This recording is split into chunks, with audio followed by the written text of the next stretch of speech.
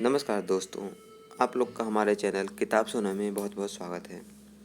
आज बात करेंगे प्रतिवेदन के प्रकार यानी कि रिपोर्ट के प्रकार। पिछले वीडियो में हमने रिपोर्ट क्या था, कैसे लिखा जाता है, उसके नियम के बारे में हमने जान लिया है। इस वीडियो में हम जानेंगे इसके कितने प्रकार हैं। मनुष्य की जीवन बहुरंगी है, उसमें अनेक घटनाएं नित्य घटती रहती हैं और अच्छे बुरे कार्य होते रहते हैं। प्रतिवेदन में सभी प्रकार के प्रसंगों और कार्यों को स्थान दिया जाता है।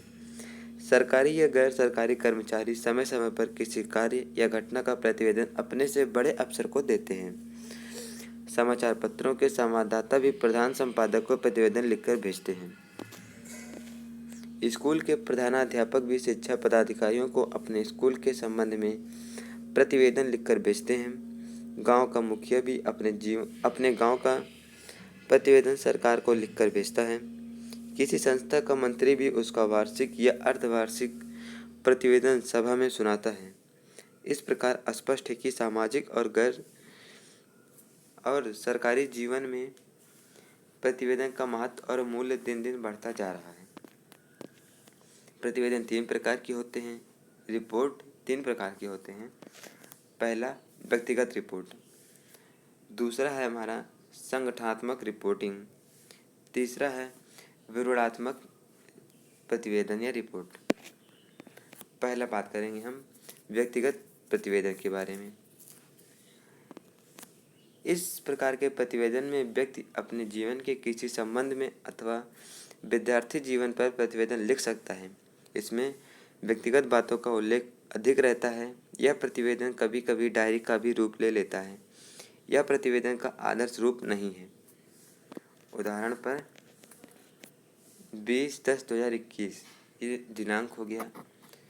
सुबह 5 बजे उठा, क्रियाकर्म कर 6 बजे पढ़ने बैठा। अचानक सिर में दर्द हुआ, बिस्तर पर लेट गया, आंखें बंद कर ली। नींद आ गई, 1 घंटे बाद जगा पर दर्द बना रहा। डॉक्टर के पास गया, दवा लेकर घर लौटा, दवा खाकर फिर लेट गया, दर्द दूर हो गया। 10 बजे भोजन किया और स्कूल के लिए चल पड़ा।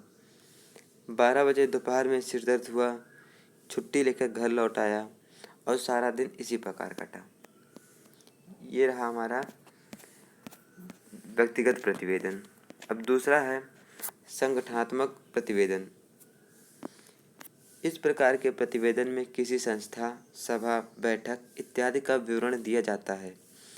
यहाँ प्रतिवेदक अपने बारे में कुछ न कहकर सारी बातें संगठन या संस्था के संबंध में लिखता है। यह प्रतिवेदन मासिक, त्रैमासिक, अर्धवार्षिक और वार्षिक भी हो सकता है। एक स्कूल में वार्षिकोत्सव मनाया गया। इस अवसर पर प्रधानाध्यापक ने प्रतिवेदन पढ़कर सुनाया। स्कूल का वार्षिकोत्सव प्रतिवेदन है। हमारा स्कूल सन 1930 में स्थापित हुआ था।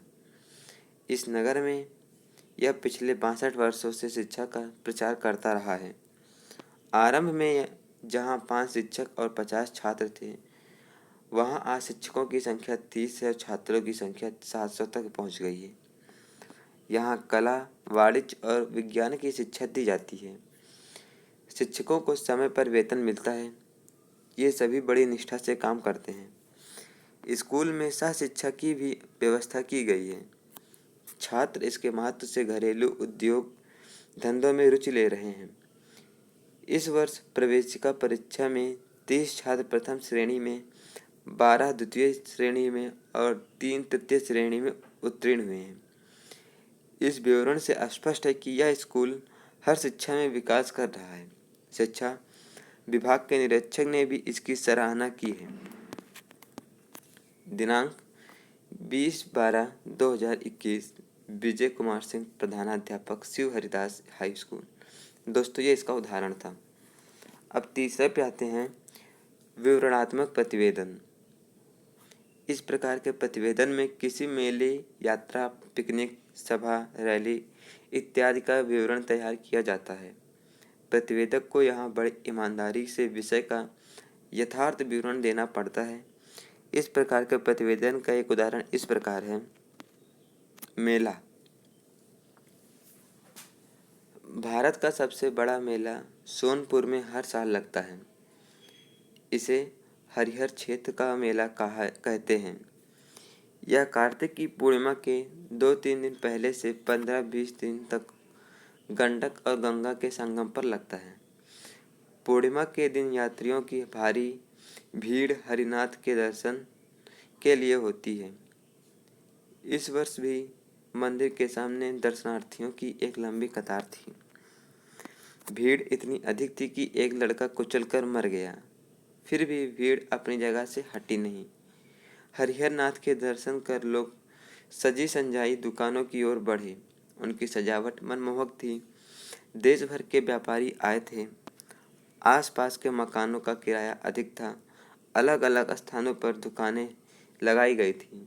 पशु पक्षियों का जमाव एक स्थान पर था। हाथी घोड़े गाय बैल इत्यादि की खरीदारी हुई। दूसरे स्थान पर साधु सन्यासी अपनी अपनी कुटी में धुनी रमाए थे। तीसरे स्थान पर सर्कस वाले तरह तरह के खेल तमाशे दिखा रहे थे।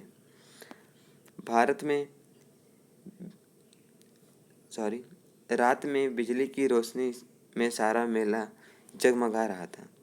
सारा दृश्य मनमोहक था।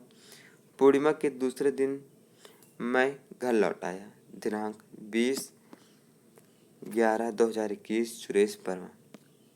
दोस्तों, ये रहा हमारे प्रतिवेदन के प्रकार, उसके उदाहरण और उसकी परिभाषा।